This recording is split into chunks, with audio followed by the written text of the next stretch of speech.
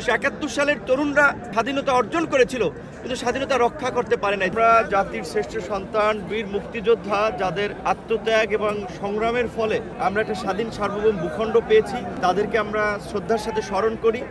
আজকে আমাদের এই জীবনে আজকের এই বিজয় দিবস একটি ঘটনাবহুল এবং গুরুত্বপূর্ণ একটি দিন, কারণ আমরা এর আগেও ফুল দিতে এখানে এসেছি, শ্রদ্ধা নিবেদন করতে এসেছি। আপনারা দেখেছেন গত এই 16 বছরে যেভাবে একদলীয় ইতিহাস বিনির্মাণের একটা অপচেষ্টা করা হয়েছে, সেখানে ভিন্ন মতের মানুষ শ্রদ্ধা নিবেদন করতে এসেও কিন্তু নাজেহাল হয়েছে, হয়রানির শিকার হয়েছে। আজকে অন্তর্বর্তীকালীন সরকার বিভিন্ন দল মতের মানুষকে রাষ্ট্রীয় প্রোগ্রামে আমন্ত্রণ করেছে, আমরাও ছিলাম। এটি আমাদের জন্য একটি আনন্দের এবং একটা ঐতিহাসিক দিন। আমাদের বিদেশি বন্ধু পূর্ব তিমুরের রাষ্ট্রপতি আমাদের অন্তর্বর্তীকালীন সরকারের প্রধান উপদেষ্টা ডক্টর মোহাম্মদ ইউনূসের সাথে আমাদের শহীদদের প্রতি সম্মান নিবেদন করেছেন।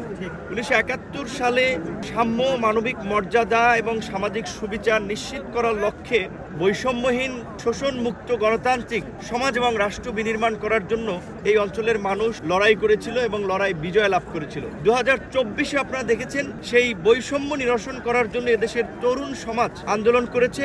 দুঃখজনক এবং দুর্ভাগ্য যে মুক্তিযুদ্ধের দাবিদার যে দলটি এতদিন ধরে তারা করে আসছিল, তারা কিন্তু মুক্তিযুদ্ধ বিরোধী কর্মকাণ্ড করেছে এবং সেটি সর্বশেষ গণহত্যার মধ্যে দিয়েও প্রমাণিত যে তারা মুখে মুক্তিযুদ্ধের কথা বললেও অন্তরে মুক্তিযুদ্ধের চেতনা এবং আদর্শ বিরোধী তাদের কর্মকাণ্ড ছিল। শক্তিশালী বিচার বিভাগ, একটা স্বাধীন শক্তিশালী গণমাধ্যম, একটা নির্বাচন কমিশন, এই ধরনের প্রতিষ্ঠানগুলো গড়ে তোলার পাশাপাশি একটা রাষ্ট্রকে টিকে থাকার জন্য কিছু মৌলিক ভিত্তি, একটা জনবান্ধব প্রশাসন এবং নাগরিকদের মধ্যে রাষ্ট্রের প্রতি দায়বদ্ধতা, সেটা কিন্তু এই তরুণ প্রজন্মকে দায়িত্ব নিতে হবে। 1971 সালের তরুণরা স্বাধীনতা অর্জন করেছিল, কিন্তু স্বাধীনতা রক্ষা করতে পারে নাই, তার ফলেই দেশ উল্টো পথে চলেছিল। আমার দৃঢ় বিশ্বাস আজকে তরুণরা সরকারে আছে, আগামীর সরকারেও থাকবে, বর্তমানে রাজনীতি করছে এবং তরুণদের মাধ্যমেই এই আগামীর নতুন বাংলাদেশ গড়ে উঠবে।